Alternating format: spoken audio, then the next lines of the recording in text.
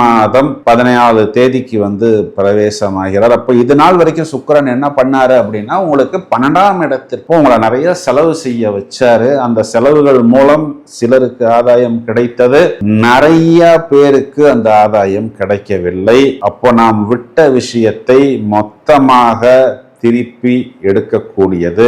இது நாள் வரை நாம் செலவு செய்து கொண்டே இருந்தோம். அதற்கு ஒரு வட்டியுடன் ஒரு ஹார்வெஸ்ட் அப்படின்னு சொல்லலாம், ஒரு அறுவடை அப்படின்னு சொல்லலாம், பெறக்கூடிய காலகட்டம் 1-12 பரிவர்த்தனை அப்படிங்கிற அமைப்பில் இருந்தாலும், ராசியில் சுக்கிரன் அப்படின்னாவே அந்த நபரை கண்டிப்பாக நாம் கையில் பிடிக்க முடியாது. ஒரு ஃபேண்டசி தான், ஒரு உச்சத்துக்கு போகக்கூடிய அமைப்பு.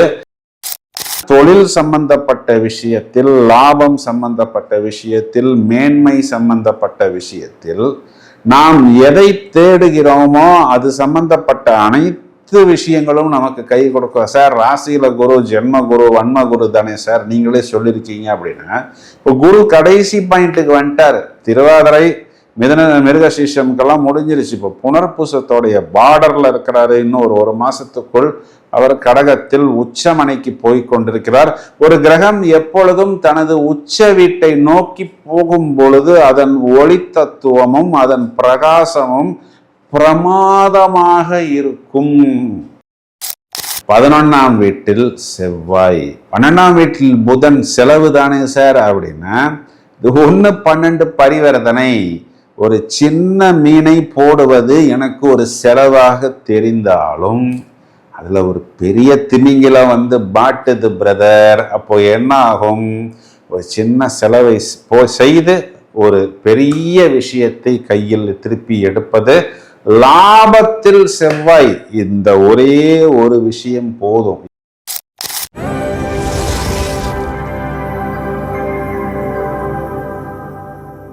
நாம் ஆர்வத்துடன் எதிர்பார்த்து காத்திருக்கக்கூடிய மே மாசத்துக்குண்டான பலன்களை விவரமாக பார்க்க போகிறோம்.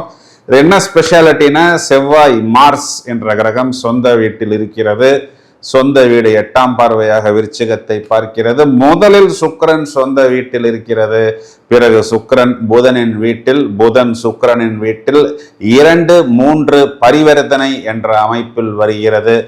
இதையும் தவிர சூரியன் என்ற கிரகம் வைகாசி மாதத்தில் ரிஷபராசியில் சூரிய புத சஞ்சாரம், சூரியனுக்கு சனி பார்வை. சோ இந்த அவ்வளவு கிரக நிலைகளையும் வைத்துக்கொண்டு முதலில் பலன்களை பார்ப்போம். மிதுன ராசிக்கு பலன் சொல்வதற்கு தான் காத்து கொண்டிருக்கிறேன். ஏன் அப்படின்னா, மிதுன ராசியில் சுக்கிரன் மே மாதம் 14 தேதிக்கு பிரவேசமாகிறார். அப்போ இது நாள் வரைக்கும் சுக்கிரன் என்ன பண்ணாரு அப்படின்னா, உங்களுக்கு 12ஆம் இடத்திற்கு உங்களை நிறைய செலவு செய்ய வச்சாரு. அந்த செலவுகள் மூலம் சிலருக்கு ஆதாயம் கிடைத்தது, நிறைய பேருக்கு அந்த ஆதாயம் கிடைக்கவில்லை. அப்போ நாம் விட்ட விஷயத்தை மொத்தமாக திருப்பி எடுக்கக்கூடியது. இது நாள் வரை நாம் செலவு செய்து கொண்டே இருந்தோம். அதற்கு ஒரு வட்டியுடன் ஒரு ஹார்வெஸ்ட் அப்படின்னு சொல்லலாம், ஒரு அறுவடை அப்படின்னு சொல்லலாம், பெறக்கூடிய காலகட்டம் 1-12 பரிவர்த்தனை அப்படிங்கிற அமைப்பில் இருந்தாலும், ராசியில் சுக்கிரன் அப்படின்னாவே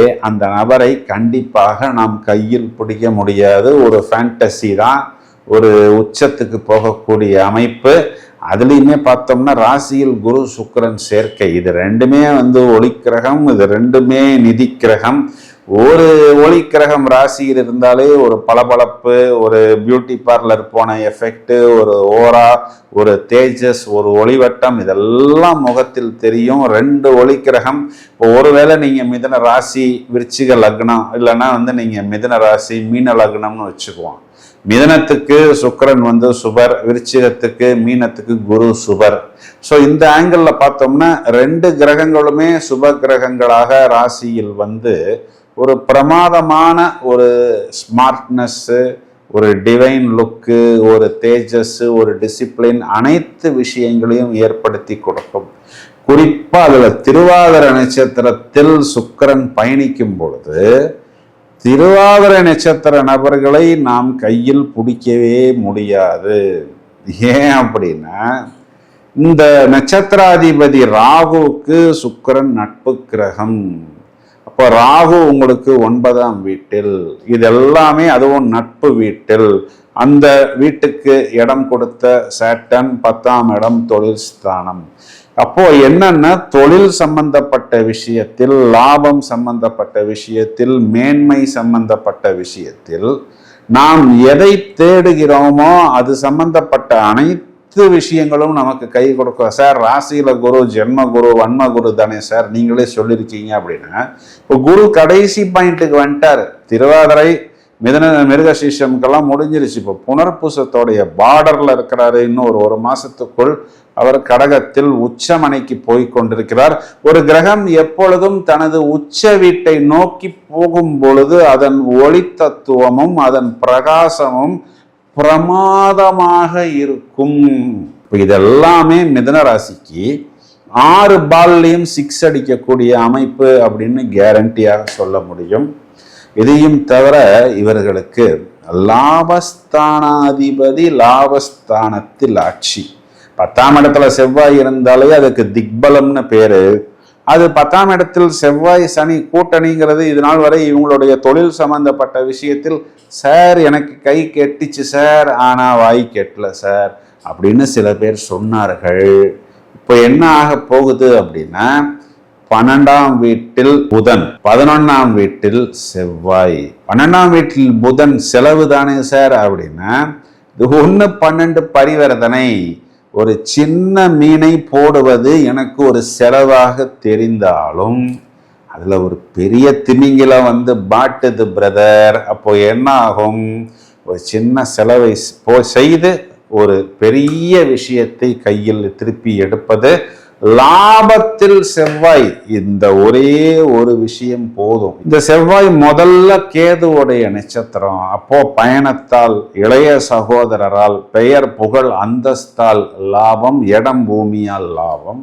அப்புறம் செவ்வாய் சுக்கிரனுடைய நட்சத்திரம், குழந்தைகள் சம்பந்தப்பட்ட விஷயம், வெளிநாட்டு சம்பந்தப்பட்ட விஷயம், மீடியா சம்பந்தப்பட்ட பாட்டு பாடுறது, டான்ஸ் ஆடுறது, இதிலெல்லாம் இந்த லைன்ல இருக்கிறவங்களுக்கெல்லாம் ஒரு நல்ல ஆதாயம். அப்புறம் சூரியனுடைய நட்சத்திரம். அப்போ அரசாங்கம் சம்பந்தப்பட்ட விஷயங்களுக்கு ஏதாவது இவர்கள் எடுத்து வைத்தாலும், மூமெண்ட்டை தொடங்கினாலும் குறிப்பா அதிலும் இவர்கள் ஆதாயம் அப்படிங்கிறத கண்டிப்பாக பெற முடியும். 9ஆம் இடம் பாக்யஸ்தானம் சொல்லலாம், அதிர்ஷ்டஸ்தானம்னு சொல்லலாம். ஏன்னா இந்த இடத்துல இவர்களுக்கு 7ஆம் அதிபதி தான் பாதக அதிபதி. 9ஆம் வீட்டில் இருக்கக்கூடிய சாட்டர்ன் 10ஆம் வீட்டில் சனி கொடுத்தால் எவர் தடுப்பார் அப்படிங்கிறது பூரணமாக இங்கே பொருந்தும். பாக்யஸ்தானத்தில் இருக்கக்கூடிய ராகுவிற்கு குரு பார்வை. இதுல என்ன பியூட்டினா, ராகுவும் சொந்த நட்சத்திரம், ராசியில இருக்கக்கூடிய சுக்கிரனும் ராகுவுடைய நட்சத்திரம். அப்போ இது எல்லாமே ஒரு 1-9 கனெக்ஷன். ராசியில பார்த்தோம்னா ஒரு பிரைட்னஸ், ஒளிவட்டம், 3ஆம் இடத்தில் கேது. இதெல்லாம் இவர்களுக்கு இந்த நடு வயதில் இருக்கக்கூடிய நபர்கள், திருமணம் ஆகாத நபர்களுக்கு கூட நிறைய தொடர்புகள் எல்லாம் ஏற்படும். ஒரு ஃபேண்டசி அப்படிங்கிறது கண்ணுக்கு தெரியும். தேவையான நல்ல தொடர்புகளை மட்டும் எடுத்துக்கொள்ளுங்கள். திருமணமான நபர்களாக இருந்தால் ரொம்ப உஷாராக இருங்கள். ஏன்னா உங்கள் லைஃப் பார்ட்னர் ஜூபிட்டர் குரு அப்படிங்கிறவர் உங்க ராசியில் இருக்கிறார். அப்போ உங்க கணவனோ உங்க மனைவியோ உங்களை கண்காணித்து கொண்டே இருக்கிறார். நீங்க லேசா ஏதாவது சேட்டை பண்ணினா கண்டிப்பாக மாட்டிக்கொள்வீர்கள். நம்மளுடைய கான்செப்ட், நம்ம பாரம்பரியம் ஒருவனுக்கு ஒத்தி அப்படிங்கிற ஒரு கான்செப்டிலே டிராவல் ஆவது நிறைய விஷயத்தில் உங்களையும் நாளை உங்களுடைய குழந்தைகளையும் கூட உங்களுடைய கொள்கைகள் நல்வழிப்படுத்தும். நிறைய பிளஸ் பாயிண்ட்ஸ் மிதுன ராசிக்கு இருக்கிறது. தேடி பார்த்தோம் அப்படின்னா பரிகாரம் என்று வரும் பொழுது குறிப்பா ஞாயிற்றுக்கிழமைகளில், திங்கக்கிழமைகளில், பிரதோஷம் காலங்களில், பௌர்ணமி திதிகளில் சிவன் வழிபாடு ஒரு நல்ல மேன்மையையும் நல்ல உச்சத்தையும் ஏற்படுத்தும். இந்த சனி கிரகத்தின் 3வது பார்வை சூரியனின் மேல் விழுவதனால் குறிப்பா அஷ்டமி திதிகளில், தேய்பிறை அஷ்டமிகள் வரக்கூடிய நாட்களில் பைரவர் வழிபாடு, எல்லா சிவன் கோயில்லையுமே பைரவருடைய சன்னிதானம் அப்படிங்கிறது இருக்கும். ஸோ பைரவர் வழிபாடு ஒரு நல்ல கவச்சம் போல் உங்களுக்கு பாதுகாப்பு ஏற்படுத்தி கொடுக்கும். இப்போ நாம் இவ்வளவு நேரம் பார்த்த இந்த பலன்களுக்கான கிரக நிலைகளை பார்க்கும் பொழுது, மே மாதம் 12ஆம் தேதி செவ்வாய் என்ற கிரகம் மீனராசியில் இருந்து மேஷராசிக்கு வந்து ஆட்சி பலம் பெறப்போகிறது. மே மாதம் 14ஆம் தேதி இது நாள் வரை சொந்த வீட்டில் இருந்த சுக்கிரன் என்ற கிரகம் புதனின் வீடான மிதுன ராசி மண்டலத்துக்குள் பிரவேசம் செய்கிறார். இதையும் தவிர மே மாதம் 15ஆம் தேதி, அதாவது வைகாசி மாதத்தின் தொடக்கத்தில் சூரியன் புதன், சூரிய புத ஆதிபத்தியமாக இது நாள் வரை மேஷராசியில் உச்சமடைந்திருந்த அந்த சூரியன் என்ற கிரகம் ரிஷபராசி மண்டலத்துக்குள் அமர்ந்து சாட்டனின் பார்வையை பெறுகிறார்.